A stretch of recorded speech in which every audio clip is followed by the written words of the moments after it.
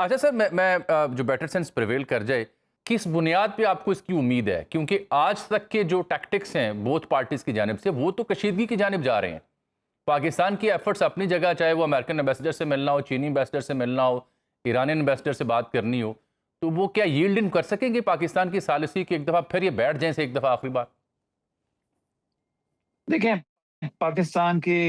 पाकिस्तान की सालिसी से ज़्यादा इनको जो इनकी सिचुएशन है, इस गरमा-गर्मी के बाद उसका भी एहसास होगा। हम्म।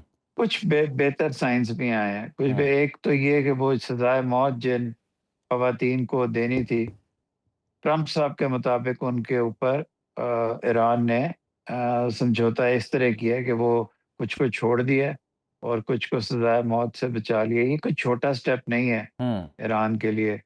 अब ये अलग बात है, ट्रंप ने ये रिक्वेस्ट ही ना की हो और वो क्लेम कर रहा हो सकता है। लेकिन ये एक चीज़ हुई है। कल की खबर ये थी कि कुछ शिप्स को अमेरिका जाने दे रहा था, ईरान की काफ़ी शिप्स को, ये भी कॉन्फिडेंस बिल्डिंग मेजर था। हम्म। लेकिन उसके साथ-साथ नेचुरली ईरान ने जवाब देना था। उसने कुछ शिप्स को रोका है, उन पे फायरिंग की है, डिटेन किया है। तो अब ईरान, आज की थोड़ी देर पहले की खबर है कि अमेरिका ने एक और शिप को रोक लिया है। हम्म। तो ये तो हो गई इनकी वहाँ की बातें। अमेरिका का की फॉरवर्ड इक्विपमेंट, फॉरवर्ड स्टाफ सारा आया हुआ है हम्म। पाकिस्तान इस्लामाबाद में है। जी जी। ईरान के लिए भी पाकिस्तान अनलिमिटेड अपने आप को तैयार नहीं कर सकता, अपने मुल्क को पूरा होल्ड नहीं कर सकता, वेरी ट्रू। सस्पेंड नहीं कर सकता चीज़ों को। इसलिए ये ज़रूरी है कि ये लोग अब आएँ। हम्म। पाकिस्तान से बेहतर इनको माहौल नहीं मिल सकता।